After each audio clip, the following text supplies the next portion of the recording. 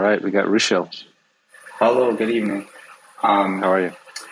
Pretty good. I had a question about Web3, mainly about where we're currently in the awkward stage of Web 2.5, where we're trying to onboard and transition into the Web3 atmosphere.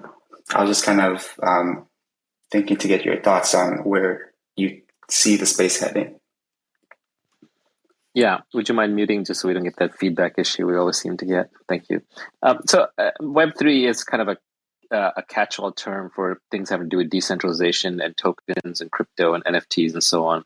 And I don't think anybody really knows what they mean, although Packy McCormick and Chris Dixon threw up a pretty good definition where I'm paraphrasing now, but it's something like Web3 is where it's owned by the user and controlled by tokens.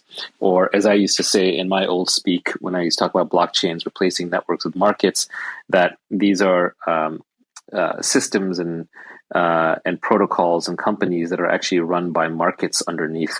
So it's not a true democracy where every user is equal, but user influence is weighted based on how much value they've contributed to the network. And they could have contributed that value either by putting in money, which is tokens, or by putting in time or code or security, like mining for Bitcoin and so on. So Web3 is sort of this decentralized, user-owned, token-voted, token-controlled web.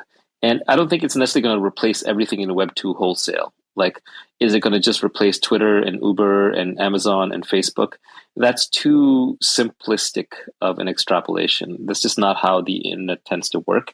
Those old things tend to stay the old way, but then new things come along that are completely different, that are unimaginable, that can only be enabled by the new paradigm. And then eventually they completely obsolete the thing that came before. We don't even think about using it. For example, eBay was like a Web 1.0 product. So was Craigslist. eBay and Craigslist haven't been replaced at all. They still do the things that eBay did, and Craigslist still does the things that Craigslist did. But Airbnb came along. There was one tiny little category in eBay that is now just a whole different app that was enabled by mobile. Or Uber came along and just replaced taxis completely.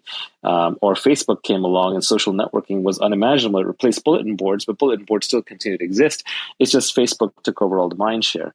So I think that Web3, the same way, is going to create its own brand new apps that are not going to directly substitute for the Web 2.0 apps, but they will be so different because once we break down this idea that, you know, economy and markets and money and games and ownership and and social networks are silos that are supposed to operate separately from each other. Once they sort of start munging together into one thing, we're just going to enable a whole new class of applications that are just unimaginable today.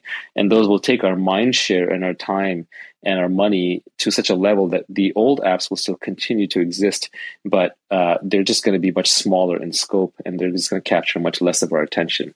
So I can't necessarily predict what those applications are going to be, although you can see, Web3 started out in finance, because when you decentralize, if you can decentralize money, you can decentralize anything, because money is the hardest thing to protect. So if you can say, I can have a distributed group of anonymous users allocate money and govern money, then they can actually govern anything. And so we started with money, and you can already see for users who have been using decentralized finance, aka DeFi, on top of crypto, all their mind share is there. Like, they're not going to go back to playing with their bank or on Wall Street or trading stocks or even GameStop or what are the Wall Street bets seems amateurish to them, because they're just in a much more advanced financial marketplace. So I think we've already seen it happen in DeFi for a certain class of users. And I think we may see it with something like whatever NFTs are headed towards and whatever the online crypto games are headed towards. But it's very, very hard to figure out exactly what that extrapolation will be. So when we say Web3, it's a little glib. It implies that it's a direct successor to Web 2. But I don't think it so much replaces Web 2 apps with Web 3 apps, but I think it just creates a whole new set of apps that then end up taking all of our time and energy and resources. I'm not sure if that answers your question at all, but I was just kind of reacting to the terminology of Web 3 to 2.5 to 2.0. Oh yeah, definitely did. It gave me a lot to think about. Thank you. All right. Thank you so much.